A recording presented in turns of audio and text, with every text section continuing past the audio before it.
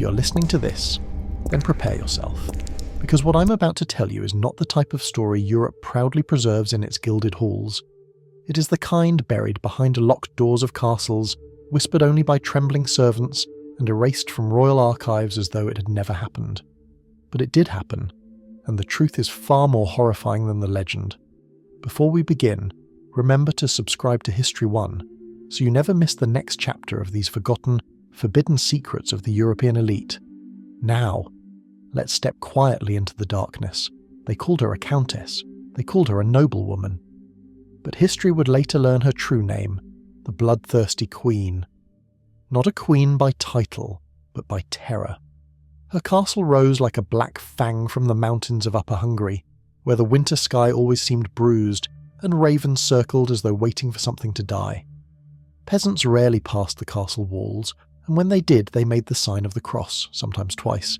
For inside, they said, lived a woman who wore velvet and pearls by day, and dried blood by night.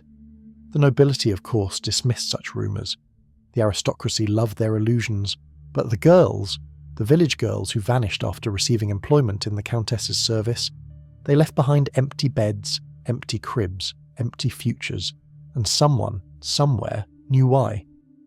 Our story begins in the winter of 1609, when Europe trembled under the weight of political ambition, religious wars, and the quiet corruption of courts where secrets grew like fungus behind tapestries. In these grand halls, Countess Erzsébet, known to modern ears as Elizabeth, moved like a phantom clothed in silk. She was wealthy beyond measure, connected to kings, and fluent in 5 languages. She was everything a noblewoman should be, but she was also something a noblewoman should never be. At age 44, her skin remained unnaturally pale, unwrinkled, almost luminous in candlelight. Visitors often remarked that she looked younger each time they saw her, an observation that earned only a thin smile from the Countess, as if she held a private joke no one else understood. Yet behind her beauty was a sickness, a hunger, a conviction born from a single, violent moment.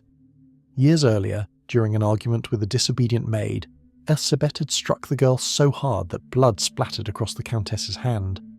Later, as she examined the droplets drying on her skin, she became convinced, utterly, obsessively, that her flesh appeared smoother where the blood had touched. A ridiculous thought for any rational mind. But aristocrats isolated in enormous estates, surrounded by loyal servants too terrified to challenge them, were rarely rational.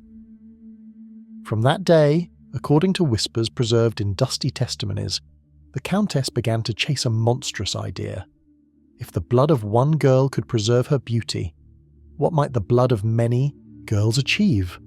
But such horrors do not unfold instantly, not even for the elite. Her descent was slow, deliberate, and terrifyingly organised. First came punishments disguised as discipline, pinching, slapping, biting, then torture under the guise of correcting lazy behaviour. Soon the castle's darkest corners housed devices no one dared speak of, and the girls who entered them rarely came out whole, or alive. The castle's servants knew. Of course they knew. They heard the screams muffled behind stone walls. They saw bodies wrapped hastily before being dragged toward the cold forest. They washed sheets so drenched they could never be made white again. But loyalty in the aristocratic world was not loyalty at all. It was fear. For the Countess had the protection of powerful relatives. She had the wealth to silence priests. She had the authority to erase lives with a stroke of her quill. And more importantly, she was convinced she was owed immortality. Even now, 4 centuries later, historians debate how much of her legend is true. But those who read the original testimonies, recorded by trembling witnesses in ink that has turned brown with time, agree on one thing. Something terrible happened inside that castle, and we are only at the beginning. The castle of Cheste had always been grim, but by 1610, something new clung to its corridors, something colder than winter, heavier than dread. Servants swore the torches sputtered lower near the basement steps, that the air thickened as if the stones themselves were suffocating. Yet no matter how oppressive the atmosphere, no one dared speak against the Countess, not even when the disappearances became impossible to ignore. Erzsébet had grown bolder, her methods more refined. After all, a woman of her status could not simply abduct noble girls, She began with peasant daughters, servants in training, as the castle steward recorded them in his meticulous logbooks. Each entry looked harmless enough: name, age, village, payment to the parents. But what the books never recorded was the most important detail: how many of these girls never made it home. Late at night, the household staff sometimes saw lanterns flicker in the snow as men hauled small, heavy bundles toward the back forest. But by morning, the hill behind the castle looked untouched, fresh snow smoothing away all signs of what had been dragged across it in the dark. Still, whispers spread through the region, drifting like smoke from chimney to chimney.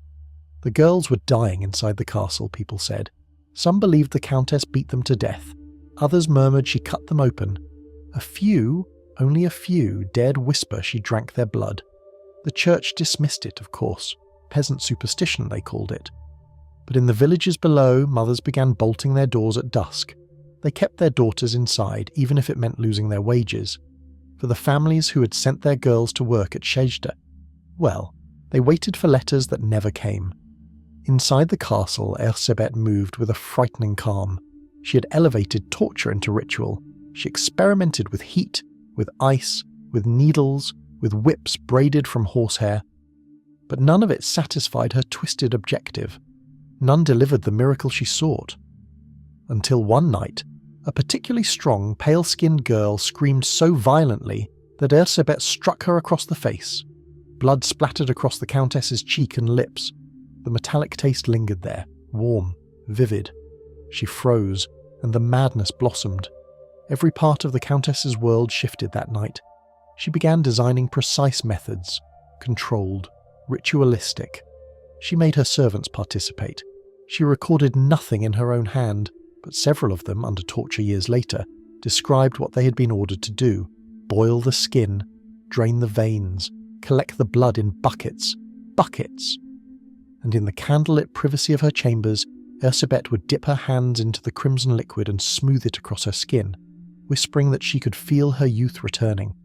She may even have believed it. The mind protects itself in strange ways when it is drowning in obsession. But servants began dying too. Those who resisted, those who hesitated, those who knew too much. One maid, terrified beyond sanity, tried to escape through the castle gate at dawn. She didn't even get halfway down the hill before the Countess's guards caught her. No one ever saw her again.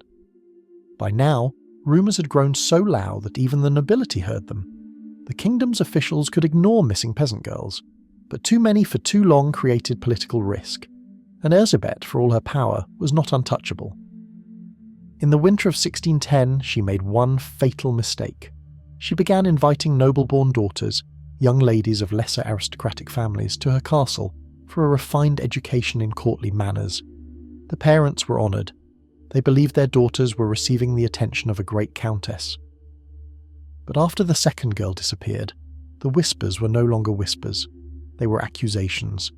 One father, a minor noble with more pride than sense, pressed the matter to the royal court, demanding an investigation. At first, no one dared confront Erzsébet directly. Her family name was too powerful, her connections too deep. Yet something was shifting in the political winds, and one man, a determined and ambitious figure named Count György Thurzó, had begun quietly gathering testimonies, visiting villages, and questioning servants who thought no one cared about their fears. By Christmas of 1610, he believed he had enough evidence to act, and he planned to catch the Countess in the act. Count György Thurzó had a reputation throughout the kingdom, sharp-minded, cold-eyed, and politically unshakable. He was the kind of man who understood that power didn't simply come from birth, but from timing, and in late 1610, the timing was perfect. The Habsburg crown was under strain. Factions within the nobility grappled for influence. If Thurzó could expose a scandal so vast, so grotesque, that no one else dared confront it, he would rise above his rivals like a hawk climbing the winter sky. But even he could not have predicted the horror waiting inside the walls of Szejda Castle. First, he travelled in disguise, wearing a cloak that concealed his crest. He visited villages, tiny, snow-dusted places clinging to life between frozen fields. In humble cottages, mothers wept as they spoke of daughters who'd gone to serve the Countess and never returned. Some showed him scraps of clothing. Others had nothing left at all, not even the memory of a burial. He listened to every trembling word, recording their testimonies in a leather-bound journal he always kept hidden beneath his coat. The journal would one day become evidence in a case so infamous it echoed across Europe. But what troubled him most were the servants, those former employees who had fled the castle and lived now like shadows. They spoke in hushed voices, terrified the Countess would somehow hear them from miles away. One servant, an older woman missing 2 fingertips, whispered, "She said their blood made her young again. She said it gave her power. If she did not see blood, she shook like a starving wolf." Another, barely more than a boy, described how the castle's drainage ditch ran red after storms, how the earth behind the walls had soaked up so much blood that even the snow refused to settle there. Thurso felt the chill of something deeper than winter. This was not merely cruelty, this was ritualized madness. Still, he needed undeniable proof, so he gathered a small group of armed men, loyal, quiet, and sworn to secrecy, and informed the king of his intentions. The king, balancing outrage with political caution, offered him a single command. Do not let this shame fall upon the crown, handle it, discreetly. That meant one thing. Erzsébet could not be publicly executed. Her family ties were too powerful, her bloodline too closely woven with Europe's ruling houses. A scandal of this magnitude would ignite political chaos. Thus, Thurso planned something else, something both merciful and merciless. He would catch her red-handed. He would bury her with the truth, literally. On the night of December 29th, 1610, snow fell in thick, muffling sheets. The forest surrounding Chejte lay silent, its branches heavy like mourners bowing their heads. Thurso and his men approached from the north, keeping their torches dimmed to slivers. The castle, towering and black against the sky, felt almost alive, breathing through its arrow slits, watching them approach. They forced open a side door, moving quietly down a narrow corridor where frost crawled along the stone. The deeper they went, the thicker the air became, warm and humid in a way that made Thurso's stomach tighten. At the end of a hallway, they heard it. A scream. Soft at first, then a raw, unfiltered wail. Thurso did not knock. He broke the door with his shoulder. Inside, lantern light flickered over a nightmarish scene. A girl, barely 15, lay crumpled against a wooden bench, her skin bruised, her breath shallow. 2 of Erzsébet's servants stood frozen beside her, holding instruments of torture as though they were mid-task. In the centre of the room, illuminated by the trembling flame, stood the Countess herself, her hands stained with blood up to the wrists, her gaze lifted toward Thurso slowly, as if he were merely an inconvenience interrupting a routine. "What is the meaning of this?" she asked, her voice calm, controlled. Too controlled. But Thurso saw it then, the truth behind the calm, the hunger, the frenzy just barely leashed beneath her skin. He stepped forward, sword drawn. "In the name of the king," he said, "this ends tonight." For the first time, a flicker of fear crossed her face, and then a smile, thin, sickeningly sweet. "You are too late," she whispered. But Thurso would not learn what she meant until much later, because as his men searched the room, one of them lifted a trapdoor, and what they found beneath it turned the investigation into a legend of pure terror. The trapdoor groaned as Thurso's men pried it open, releasing a wave of warm, foul-smelling air that swept across the chamber. Even hardened soldiers recoiled, some covering their mouths, others stepping back as if the stench itself had physical force. Thurso forced himself closer, gripping the edge of the trapdoor, peering into the darkness below. What he saw would haunt him for the rest of his life. A narrow staircase spiraled downward into a chamber lit by a single flickering lantern. But the light was enough. It illuminated shapes, human shapes, broken, twisted, discarded like refuse. The moans that rose from the pit weren't ghostly. They were worse, the final, desperate breaths of girls who no longer had the strength to cry for help. "Bring torches," Thurso ordered, his voice strained but steady. 2 soldiers descended first, boots splashing into a mixture of water, and something far thicker. When the light filled the chamber fully, a silence fell over the group, the kind that comes only when men face evil in its purest form. Bodies, some still breathing, others long cold, were arranged in grotesque patterns. Some hung at awkward angles from hooks in the wall. Others lay stretched on wooden planks, wrists tied, skin marked with burns and countless needle punctures. Several had limbs broken clean through, the bones pushing visibly against the skin. But most horrifying were the bowls, large iron basins placed along the wall, each filled halfway with dark, dried blood. One was still warm. A soldier gagged. Another crossed himself repeatedly. Thurzo stared, jaw clenched, eyes burning with a cold fury he had never felt before. This was no rumour, no exaggeration, no superstition twisted by frightened minds. This was deliberate, organised, systematic. He turned to the Countess. Erzsébet stood at the top of the stairs, framed by torchlight. She did not rush to defend herself. She did not deny anything. She merely watched, her expression unreadable, almost curious, as if wondering how much they would uncover, as if amused. "What do you see, Count?" she asked softly. Thurzo stepped toward her, the torchlight painting sharp lines across his face. "I see enough to damn you 100 times over," he said. Her lips curled slightly. "And yet, you know the truth. They will never allow you to execute me." It was not a question. It was a statement of fact. Her family controlled the courts. Her cousins sat on thrones. Her bloodline was intertwined with power across Europe. "No," Thurzo replied, "but justice does not require your head. It only requires that you never harm another soul again." He signalled to his men. "Arrest her." As they approached, Erzsébet didn't resist. Instead, she lifted her chin, eyes dark with a kind of triumph that chilled Thurzo to the bone. "You think this ends with me?" she whispered. "You think you've stopped the rot? The nobles you bow to, they spill blood too, just in better rooms." Thurzo didn't respond. He couldn't. Not because he believed her, but because part of him feared there was a seed of truth in her words. Erzsébet was bound and escorted out of the chamber. Yet even as they took her away, her gaze drifted back toward the pit, toward the broken bodies of the girls she had used like ingredients in a grotesque, impossible alchemy. Her eyes gleamed, not with fear, but with the restless frustration of a scientist whose experiment had been interrupted. Thurzo turned back to the chamber. His men were preparing to carry out the survivors, wrapping them gently in cloaks. Several girls were too weak to stand. One reached out with trembling fingers, grasping Thurzo's hand. Her voice was barely audible. "Don't leave us here. Don't leave the others." Thurzo swallowed hard. "You have my word," he said quietly. "None of you are being left behind." But as he looked around that pit of horrors, at the blood-soaked floor, at the walls scratched with desperate fingernails, at the instruments scattered like tools in a butcher's workshop, he felt something else rising within him, something he would never admit aloud. This was not the work of a woman consumed by vanity.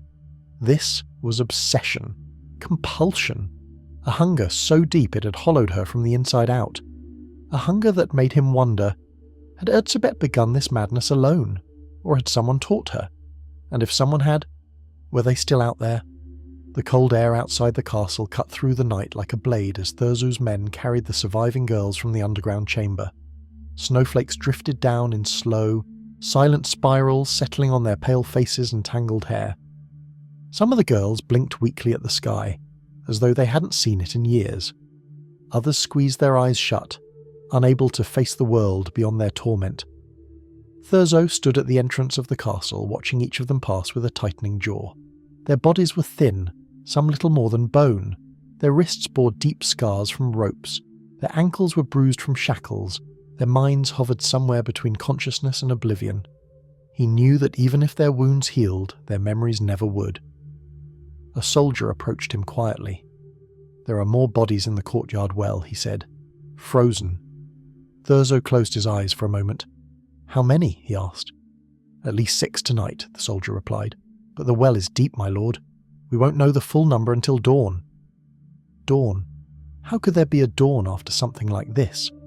Inside the castle, the Countess had been confined to her chambers, a richly furnished room with carved wooden panels and velvet curtains. But even in luxury, she paced like a caged predator, her hands still stained with the faint traces of blood. When Thurzo entered, she turned toward him, her dark eyes reflecting the candlelight like polished obsidian. "You have violated my home," she said. "You violated the sanctity of noble blood." Thurzo stepped forward, unflinching. "You violated the sanctity of life," he replied, "and you forfeited your nobility the moment you spilled the first drop of innocent blood." Erzsébet gave a low, humorless laugh. "Do not pretend purity, Count. The noble class feeds on the poor.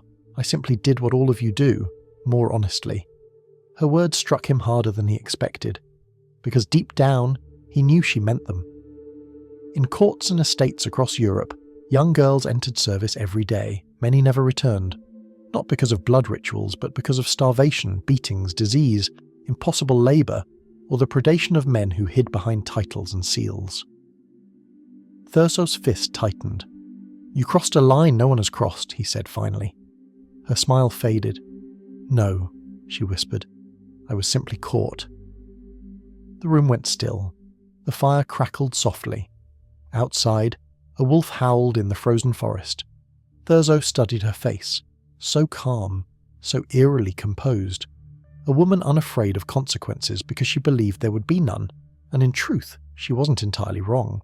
By dawn, the local magistrates arrived, and Thurzo convened an emergency council in the grand hall. The stone floor was cold beneath their boots, and every man present had witnessed horrors that made their voices tremble with rage. But justice in the world of nobility came with rules. One magistrate slammed his palm on the table. "We must execute her, tonight, before her family interferes." Another shook his head. "Impossible. If we kill her without trial, the crown will be blamed for retaliation. If we try her publicly, the scandal will shake the entire kingdom." "And if we free her?" Thurzo asked. Silence spread like a slow poison. Everyone knew that if Erzsébet were released, the killings would continue.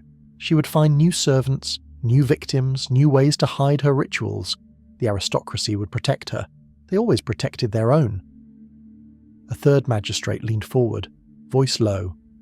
"Then perhaps we should do what must be done quietly. Bury the truth, and bury her with it." Thurzo looked around the room. Every man nodded, not in triumph, not in satisfaction, but in grim, heavy acceptance. They would not kill the Countess, but they would end her reign. The sentence was harsh, unprecedented, and chillingly symbolic. Erzsébet would be sealed alive within her own castle. The door to her chamber would be bricked shut. Only a small slit would remain for passing food and water. She would spend the rest of her days entombed in the darkness she had created, a prison crafted from her legacy of blood.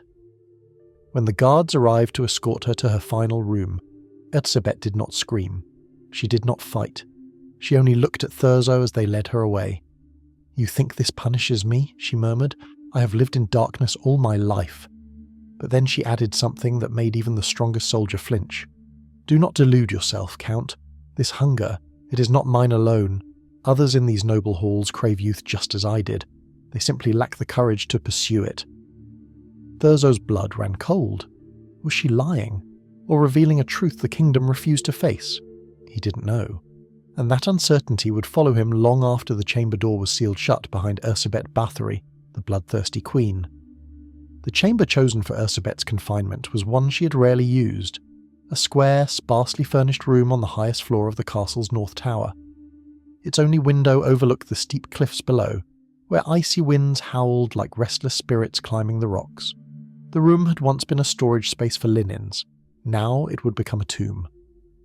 As the guards escorted her up the stairway, torches flickering against the stone walls, Erzsébet kept her chin lifted. She walked with the poise of a queen heading toward her throne, not a criminal being led to permanent imprisonment. Her silk skirts whispered across the steps. The cold air nipped at her exposed throat, but she did not shiver. It was as if she no longer felt the world the way other people did. Thurzo followed close behind, every footstep weighted with the grim burden of what he was about to carry out. He had seen executions, wars, and the brutalities of life on the kingdom's outer frontiers, but this, burying a woman alive, was different. Perhaps because he knew she deserved it. Perhaps because he feared she didn't fear it enough. At the top of the stairs, the guards pushed open the heavy wooden door. To the chamber. The wind rushed in, scattering dust across the floor. Erzsébet stepped inside without hesitation. "You may leave the candles," she said in a quiet, almost pleasant tone. "I like to read in the evenings." Thurzo stared at her. There was no remorse in her eyes, no grief, not even anger. She was eerily calm, as though she had accepted her fate, or worse, as though she had been expecting it. A mason entered with bricks and mortar. Another followed with stone slabs. The men exchanged uneasy glances, avoiding Erzsébet's gaze. They had bricked doors before, but never with a person still on the other side. Erzsébet looked around the room once, slowly, taking in the bare walls, the cracked mirror, the small wooden table. She gently touched the old velvet curtain drawn over the narrow window. "If you intend to save the kingdom's reputation," she murmured, "you could have chosen a more dignified chamber." Thurzo felt his jaw clench. "This is more dignity than you gave your victims," he replied. She turned to him, the corners of her mouth curling in a faint smile. "Spare me your moral lectures, Count. You live in a world where nobles feast while peasants starve. My only crime was refusing to pretend otherwise." He stepped toward her, lowering his voice. "Your crime was torture, murder, sacrificing innocence for vanity."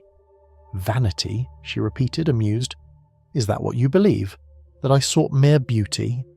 Her smile deepened, but her eyes darkened. "Oh, Count, if only it were that shallow." A chill crept down Thurzo's spine. "What do you mean?" he demanded. But she only shrugged and sat down on the edge of the wooden cot provided in her chamber. "You'll understand one day," she whispered, "when age comes for you and your skin withers and your bones ache. Then you will see how weak the noble heart is, how desperate." "Enough," Thurzo said sharply. He turned to the masons. "Begin." They hesitated only a moment before setting the first brick in place. The soft slap of wet mortar broke the silence, then another brick, and another. Erzsébet watched them without blinking, her gaze following the rising wall that would soon block her from the world. She did not cry. She did not plead. She didn't even stand. As the opening narrowed, her face appeared framed within the unfinished wall, pale, composed, and disturbingly serene.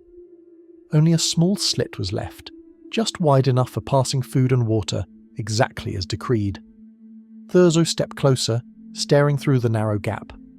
"This is justice," he said. Erzsébet tilted her head. "You call it justice," she answered softly. "I call it concealment. The kingdom cannot bear to see its own reflection." Her eyes fixed on his. "Ask yourself, Count, why did the nobles ignore the disappearances for so long? Why did bishops look away? Why did the court deny every whisper until noble daughters vanished?" Thurzo didn't reply. She leaned closer to the slit. "Because blood has always flowed to feed the powerful. I merely refuse to hide it." The words hung in the cold air like smoke. Thurzo stepped back. He couldn't look at her any longer. "Seal it," he commanded. The last brick was slid into place. Mortar filled the cracks. The torchlight flickered as the mason stepped away. For a moment there was silence. Then, from behind the newly formed wall, Erzsébet's voice drifted out, soft, distant, almost melodic. "Do not forget me, Count Thurzo. Your world is not rid of monsters. It is merely rid of one who refused to bow." Her voice faded, the chamber was sealed, and the bloodthirsty queen vanished into darkness. For 3 days after the sealing of Erzsébet's chamber, a heavy silence blanketed Shakhtar Castle. Snow piled against the walls. The wind roared through the battlements like the echoes of forgotten souls. The surviving girls had been carried away to nearby villages for care, and the dead were gathered with reverence and buried beneath frost-covered earth. Yet for all the movement and labour, the castle felt hollowed out, as if something inside it still breathed, unsettled. Thurzo remained within its walls, unable to leave until every detail of the investigation was secured. Or at least, that was what he told the magistrates. The truth was far less official and far more unsettling. He could not shake Erzsébet's final words. The kingdom cannot bear to see its own reflection. He replayed the testimonies, the rumours, the whispers carried from village to village. There were far too many omissions in the records, far too many nobles who suddenly withdrew their daughters from service long before the Countess was caught. How had they known? Why had only the peasants spoken openly? Something wasn't right. On the 4th night, Thurzo found himself standing before the bricked wall that now held the most infamous woman in Europe. The torches along the corridor flamed softly, scattering warm light across cold stone. Behind the wall he could hear nothing, not a voice, not a breath, not a movement.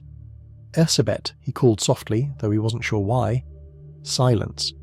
A guard stationed beside the door cleared his throat nervously. "We delivered food this morning, my lord. She took it." Thurzo nodded. He didn't know whether he felt relieved or disturbed. As he turned to leave, a quiet, shuffling sound creaked from behind the wall. Not words, just movement. Slow, deliberate, like a person adjusting themselves in the dark. The guard stepped back, gripping his spear. "My lord, she wakes at night. We hear her sometimes." "Doing what?" Thurzo asked. The guard swallowed. "Walking." For a moment Thurzo pictured her pacing along the edges of that chamber, fingertips brushing the brick, searching for imperfections, a caged predator testing every weakness. He dismissed the thought and walked away. But the unease followed him like a shadow. The next morning he gathered his men in the great hall to finalise the official reports. The chamber was dim, lit mostly by the grey light filtering through frost-coated windows.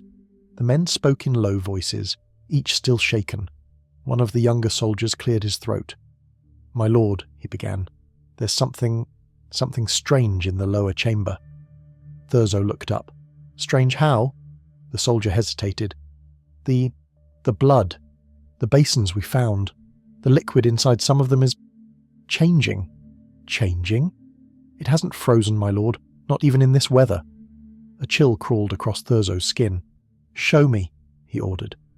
They descended into the bowels of the castle once more. The lanterns flickered against the stone as the cold intensified.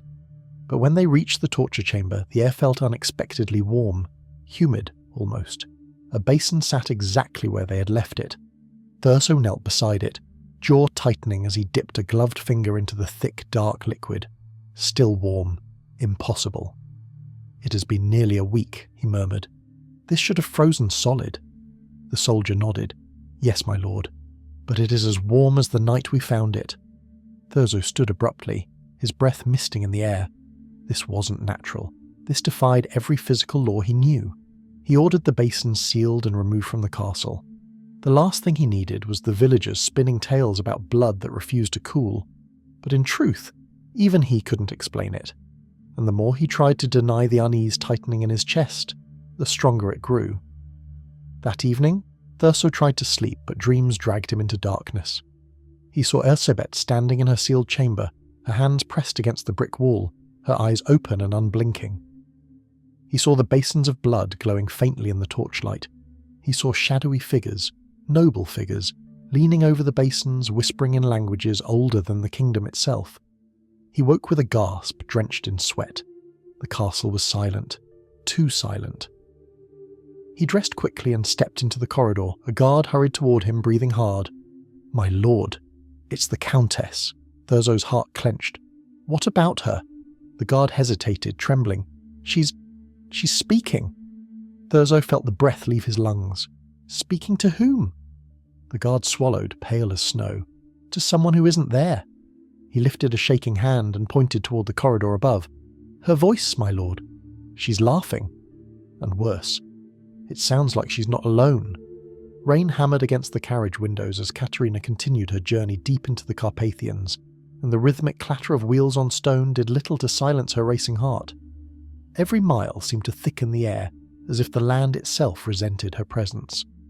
The forest outside twisted into unnatural shapes, branches that looked like bony, fingers, roots like veins spreading across the earth. Even the horses sensed it, snorting and tossing their heads as though some unseen predator stalked them from the shadows. But Katerina pressed forward, because now she knew the truth. Someone in the present was trying to resurrect the legend of the Blood Countess. Or worse, trying to prove Bathory's rituals had been more than myth. The closer she drew to Cactus, the more the stories she'd read over the years returned to her with unnerving clarity. There had always been whispers that Bathory's obsession wasn't simply vanity, whispers that her family, the powerful Bathory clan, had been entangled in esoteric mysticism, blood rites, even experiments in longevity that predated alchemical records. The Bathorys were not ordinary nobles. They had shaped kings, toppled dynasties, and manipulated the politics of Central Europe for centuries. Their coat of arms, The red dragon symbolized more than power. It symbolized fear. The carriage jolted sharply. Katerina grabbed the wooden seat to steady herself as the wheels rolled over rough stones. The driver mumbled an apology, his voice trembling, and she noticed his hands shook on the reins.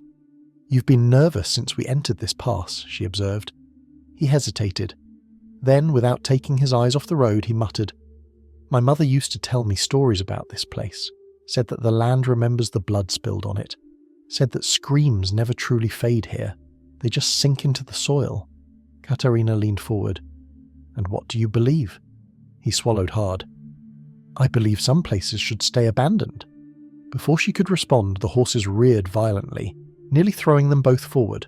The driver yanked the reins, shouting in panic. Katerina thrust the door open and stepped into the icy wind, her boots sinking into wet leaves as she hurried to the front. That's when she saw it. On the path ahead lay a deer, its body twisted unnaturally as though it had been dropped from a great height. Its throat was slit cleanly. Too cleanly. But that wasn't what made Katerina freeze. The blood had been collected. It had pooled neatly into a carved stone bowl placed beneath the animal's neck, a ritual bowl, an offering, and painted on the deer's pale flank, in symbols that seemed to writhe even in stillness, was a single message written in what was unmistakably fresh blood. "Turn back." Katerina felt the wind cut straight through her coat. Someone had left this for her. Not for a traveller, not for a villager, but for her. The driver began crossing himself repeatedly. "We cannot continue," he whispered. "Whoever did this is watching. This is a warning." But Katerina stepped closer to the stone bowl, her breath steadying despite the dread coiling inside her. She recognized the symbols, Hungarian sigils, old ones linked to the Bathory household, carved into surviving artifacts she had studied for years. "They want me afraid," she murmured, "which means I'm close." The driver stared at her as if she had lost her mind. Close to what? Death? Truth. She reached into her coat and drew a photograph that Captain Stein had given her before she left Prague. It showed the 3 missing women, 2 teenagers and a young adult, standing near a market stall just days before disappearing. In the corner of the image, barely noticeable until enhanced, was a figure cloaked in black, and stitched onto the figure's sleeve, the Bathory crest. Katerina tucked the photo away and turned back to the trembling coachman. "If you cannot take me to the castle, I understand," she said calmly, "but I will go on foot." The man stared at her, torn between terror and disbelief. Then, unexpectedly, he shook his head with a mixture of pity and resolve. "No, Professor, I gave my word to deliver you. We'll continue. God help us both." When the carriage resumed its path, the forest grew even darker, as though absorbing the last traces of daylight. And high above, on a distant ridge barely visible through the fog, Katerina thought she saw a silhouette. A woman. Tall, unmoving, watching. Her heartbeat quickened, but she said nothing, because the truth she sought was no longer buried in dusty archives. It was alive, and it was waiting. The carriage creaked and groaned as it wound its way up the final stretch of the mountain road. Fog rolled in thick waves from the ravines, swallowing the path behind them and leaving only a dim ribbon of muddy earth ahead. The air had a metallic taste now, cold, sharp, almost like the bite of iron on the tongue.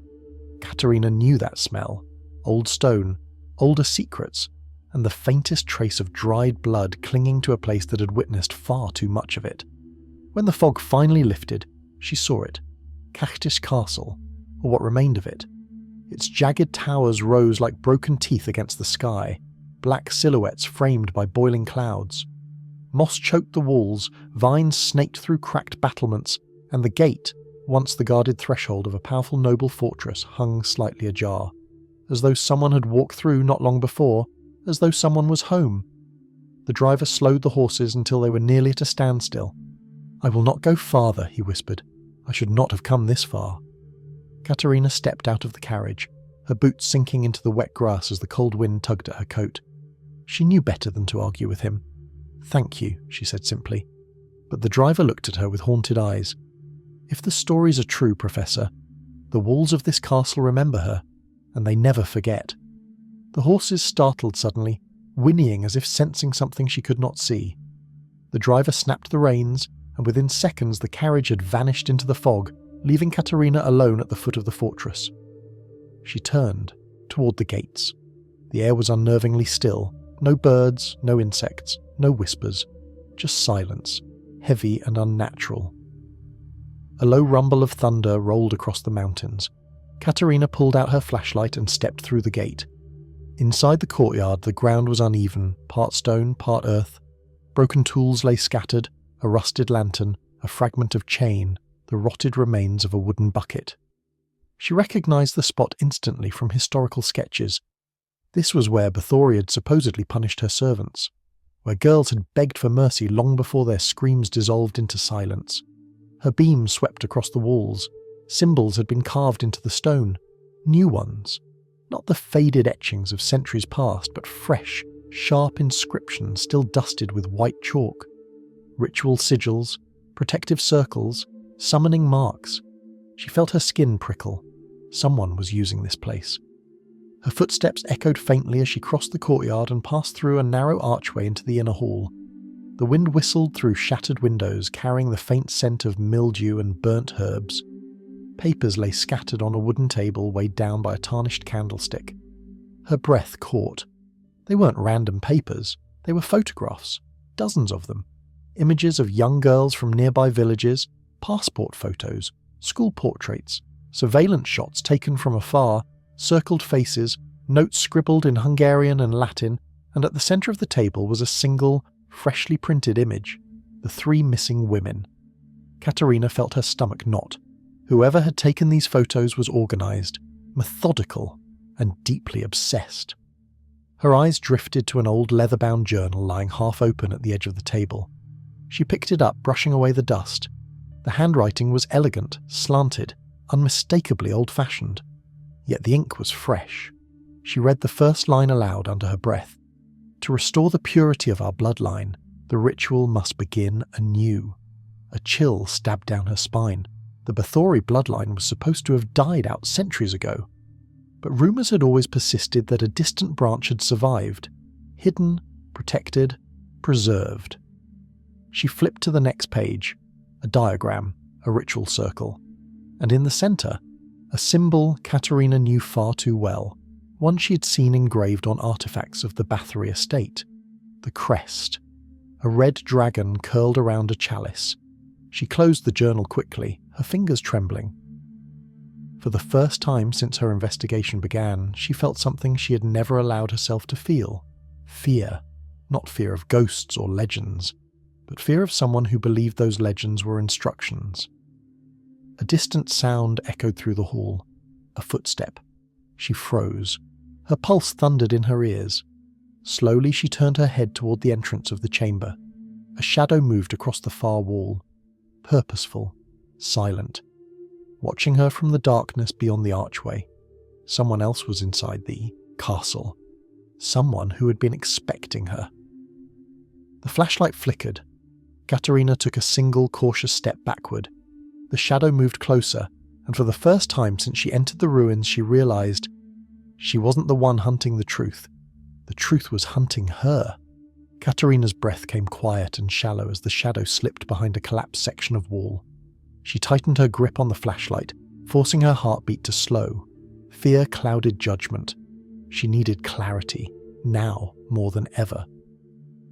She stepped softly toward the hall entrance, each movement deliberate, careful.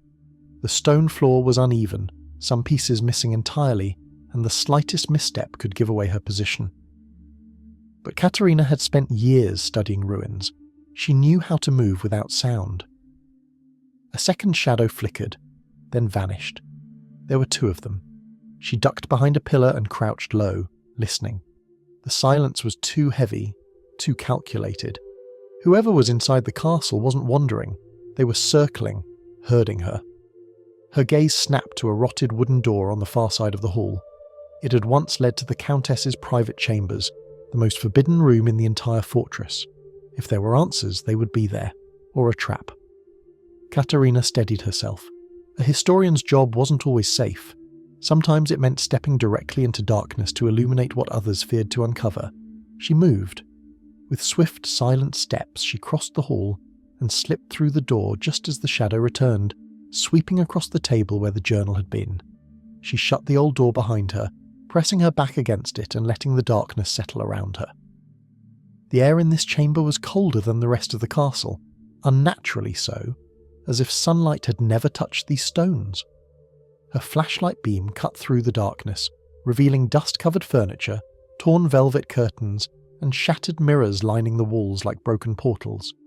This was the Countess's room, and it looked disturbingly preserved, as though someone had been tending to it.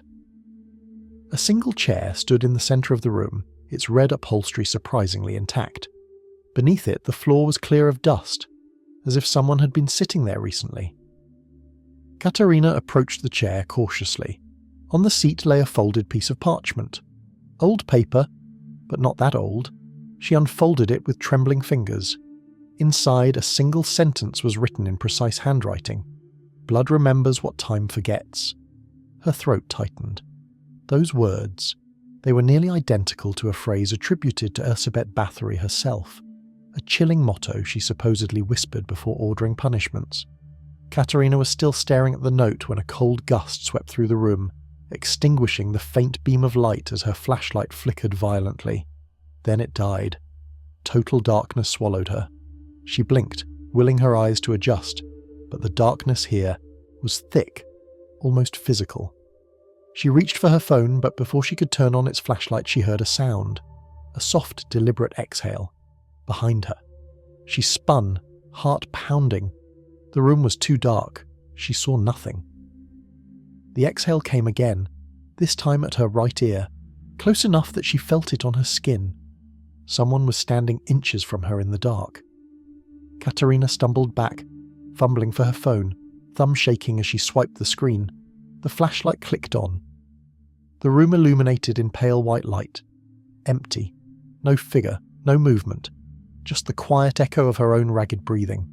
Her mind raced. Had she imagined it? A trick of fear? Or, no. On the dusty stone floor beside her boot was a fresh footprint. Bare, small, a woman's, and another. Leading deeper into the chamber toward a narrow passage concealed behind a torn tapestry. So someone had been standing beside her, watching, waiting.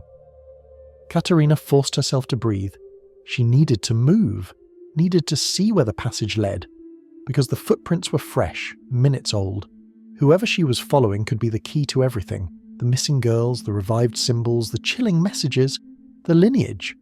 She stepped behind the tapestry and aimed her phone's light into the darkness beyond. A staircase descended into the castle's underbelly. The stones were wet, glistening as though something had seeped from the walls. The air that drifted upward carried a faint scent. Iron, herbs, smoke, and something else. Something she recognized from old records describing the Countess's rituals.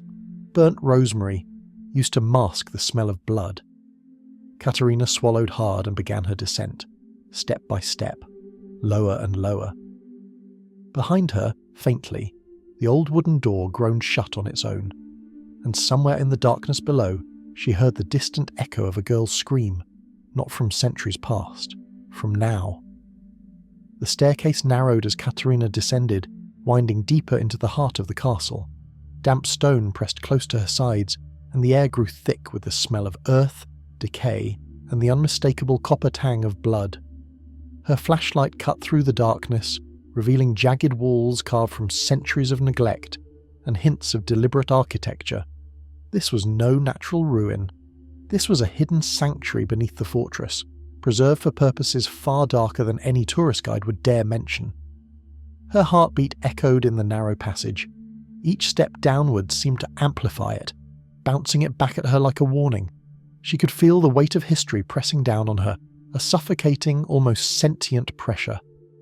Every legend she had read, every whispered story of Bathory's horrors, all the missing girls, all the blood, it seemed to converge here. Then she heard it again, a faint movement ahead, soft and deliberate. Footsteps, bare, cautious, almost feline. Katerina froze, straining to listen. The passage ahead widened into a low chamber. Through the haze, she could see shadows flickering across the walls. Someone, or something, was here. She raised her flashlight and the beam landed on a figure, tall, cloaked, standing with its back to her.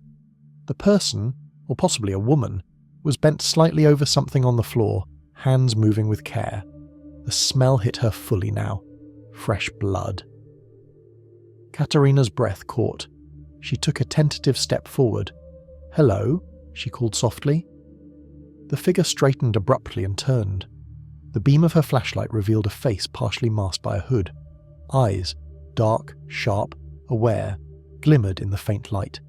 The person was not a ghost, not a myth, not Erzsébet herself, but something equally unnerving, a living figure who had continued what the Countess had begun centuries before. Katerina swallowed, forcing her voice steady. "Who are you? What is this place?" The figure tilted its head. "A place where blood remembers," she said softly, almost reverently. Her voice had the cadence of someone reciting an incantation, a chant practiced for years. "Where the ritual continues." Katerina's mind raced. She had suspected someone was orchestrating a modern revival of Bathory's practices, but seeing it in person, the reality of it, made her stomach churn. She stepped closer, illuminating what the figure had been tending to. A circle drawn on the stone floor, carefully etched, faint symbols around its edge. Within it lay 3 girls, unconscious or drugged, their wrists bound lightly, faces pale and fragile. Katerina's voice caught. "The missing girls. You—" The figure raised a hand, silencing her. "They are necessary," she whispered. "They sustain the bloodline." Katerina's mind spun. A bloodline. Bathory's bloodline. Survived through descendants? Through rituals? Could this person be a living heir, preserving the legacy in secret? Every warning in the old texts, every fearful whisper from the villages now clicked into place. She was standing in the epicenter of centuries of obsession. "Stop this," Katerina demanded, her voice firmer now. "You're torturing innocent people. You cannot continue. This ends here." The figure tilted her head again, almost pitying Katerina. "Innocent?" she asked. "They are instruments, vessels. The blood remembers what the world forgets. Do you not see? This is survival. Immortality." Katerina's stomach turned. She realized that logic, reason, morality, they would have no effect here. This was fanaticism bred over generations, sharpened into ritual. This was obsession carried alive through time. And then the figure moved swiftly. Katerina barely had time to react. Her flashlight beam wavered as a hand shot forward, knocking it aside. The light skittered across the walls, illuminating one of the girl's terrified eyes. "You cannot leave here alive," the figure whispered, advancing. Katerina stepped back, mind racing for options. The chamber had only one: exit. The staircase she had descended. She knew she had to act fast. Every second she hesitated, the figure closed the distance. Her hand found a loose stone. She grabbed it, heart hammering. She had no weapons, no allies, only her wits. "You will not harm them," Katerina shouted, hurling the stone toward the figure. It struck her shoulder with a heavy thud and she staggered back, letting out a muffled cry. Katerina bolted toward the staircase, the echoes of footsteps pounding behind her. She glanced back, shadow and movement blurred in the half-light, but did not stop. The girls' soft groans followed her, filling her with a mix of fear and determination. She had to get them out. She had to expose what centuries of secrecy had tried to hide, and she knew, deep down, that escaping this place was only the beginning. Katerina sprinted up the narrow stone staircase, each step echoing through the ancient fortress like a drumbeat of impending doom. Behind her, the faint shuffle of the cloaked figure pursued relentlessly, her presence dark and almost spectral in the dim light that seeped from cracks in the walls. The girls, still semi-conscious, stirred weakly as Katerina called to them. "Stay with me! Keep moving!" she urged, grabbing the nearest arm of a trembling teenager. The girl clung to her, eyes wide and terrified, the faint trace of blood staining her delicate skin. The ritual chamber below was a nightmare of horror, but if she could just reach daylight, she might save them. The staircase spiraled upwards, and the stones felt slick beneath Katerina's boots. Water seeped through cracks, and she realized the castle's drainage had long been neglected, leaving the passageways damp and slippery.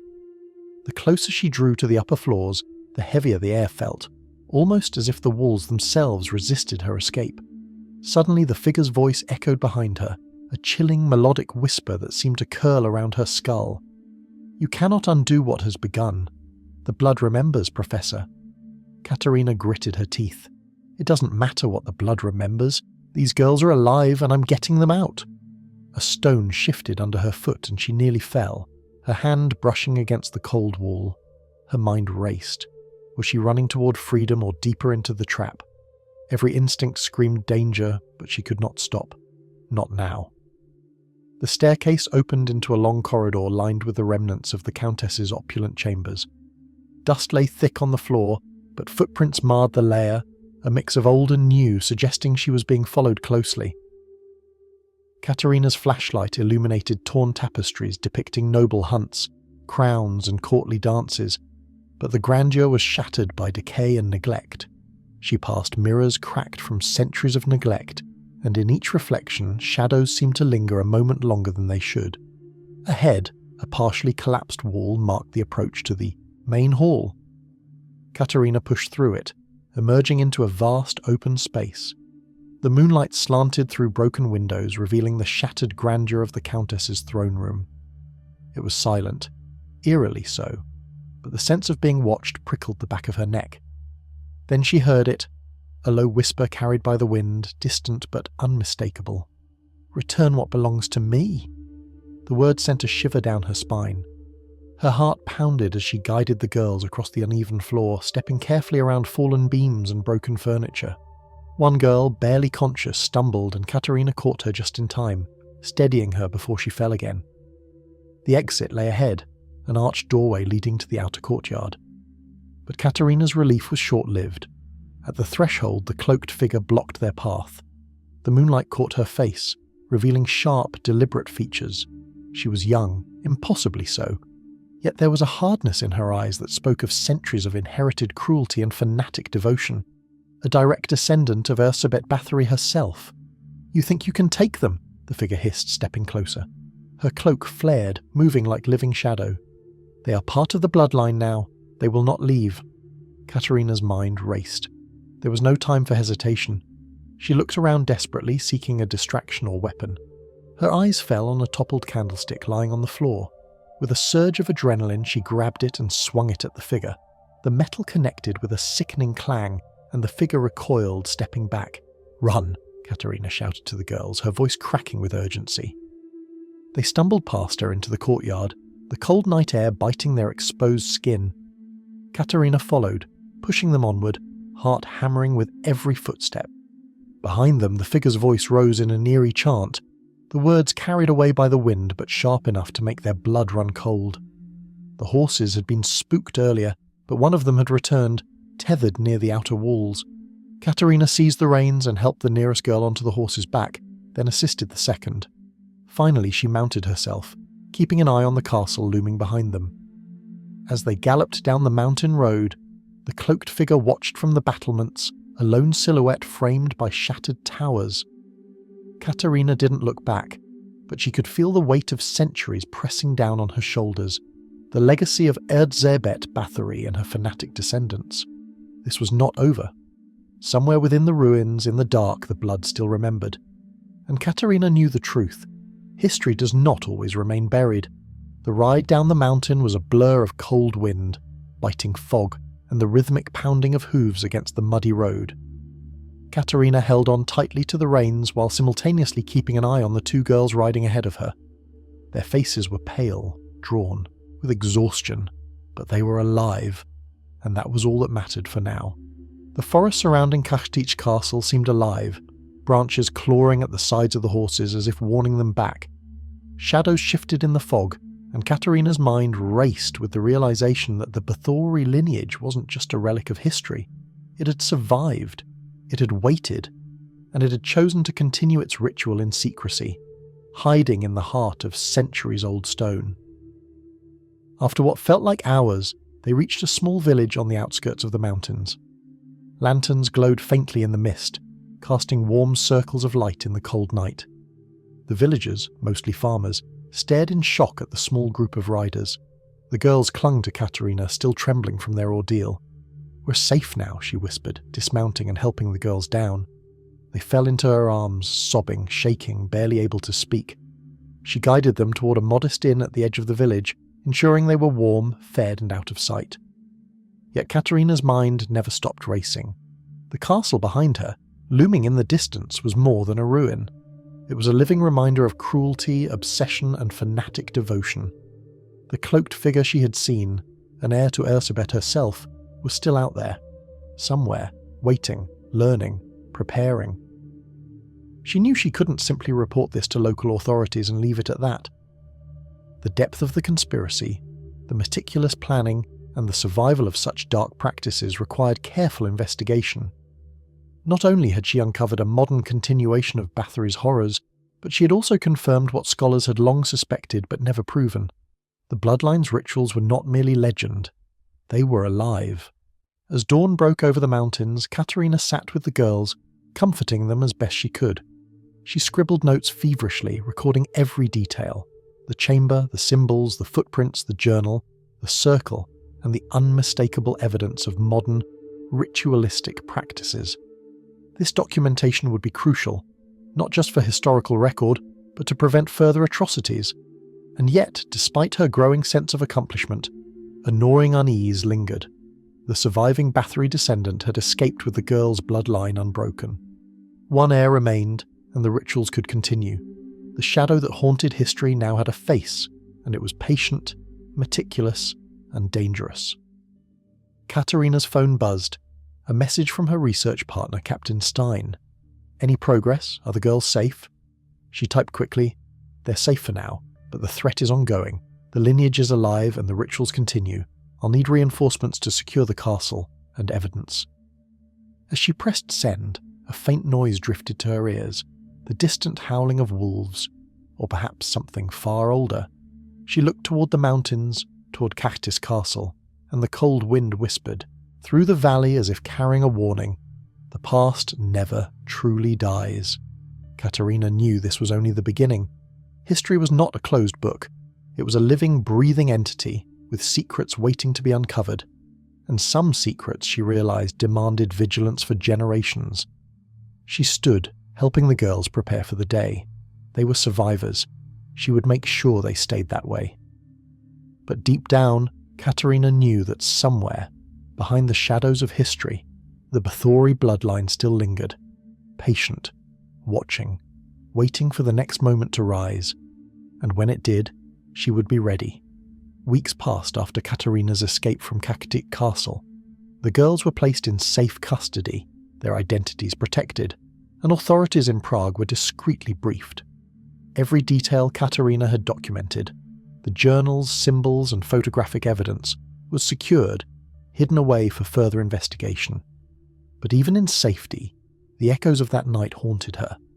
Every time she closed her eyes, she saw the cloaked figure's eyes glinting in the darkness, heard the whispered chants, smelled the iron-tinged air of the ritual chamber.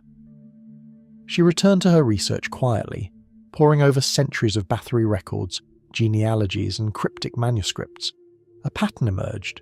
The family's obsession with blood, immortality, and control had persisted across generations, hidden in plain sight.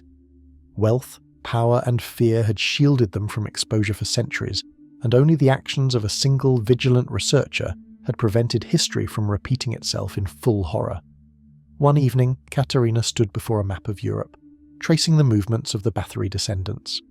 Many were documented, their marriages and estates recorded in meticulous church archives, but one branch remained shrouded in secrecy. The cloaked figure she had encountered was part of that branch, a lineage that had remained underground, training, preserving rituals, and maintaining the deadly traditions of Erzsébet Bathory. Katerina knew the stakes. The survival of the Bathory bloodline was not simply a historical curiosity, it was an active, dangerous threat.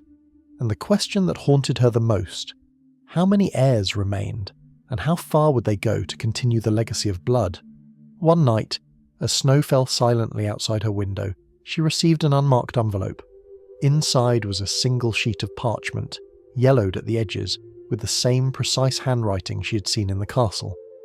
"The blood remembers. You cannot stop what time has preserved. The next ritual is imminent." Katerina's hands shook as she read the words. She had underestimated the depth of the Bathory's persistence. The descendant was not just preserving the lineage, they were actively preparing to continue it. But Katerina refused to succumb to fear. She began assembling a discreet team of historians, forensic specialists, and law enforcement agents. The plan was methodical: locate the descendants, prevent the rituals, document every step, and finally expose the legacy to the world. Yet despite her determination, she knew one undeniable truth. Cactus Castle had left its mark on her.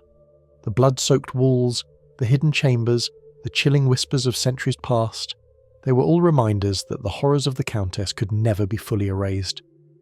Katerina often reflected on Erzsébet herself, a woman who had been both a product and a manipulator of her time, whose cruelty had endured because no one had dared to look too closely.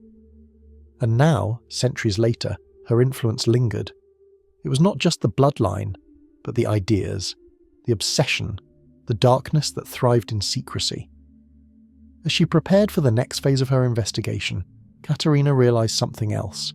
History, when left unexamined, has a way of repeating itself. And the greatest secrets are the ones that survive centuries, waiting for the right or wrong moment to resurface. She stepped to her window and looked toward the Carpathian Mountains. Snow blanketed the peaks where Cactus Castle loomed, silent yet alive with memory. Somewhere within its ruins, or beyond them, Erzsébet's legacy endured, patient, watchful, and waiting for another chance. Katerina's resolve hardened. She would not allow history to be forgotten, nor would she let the Blood Countess's horrors rise again. The fight was only beginning, but she was ready. Because some stories, no matter how deeply buried, refuse to stay hidden, and some blood remembers forever.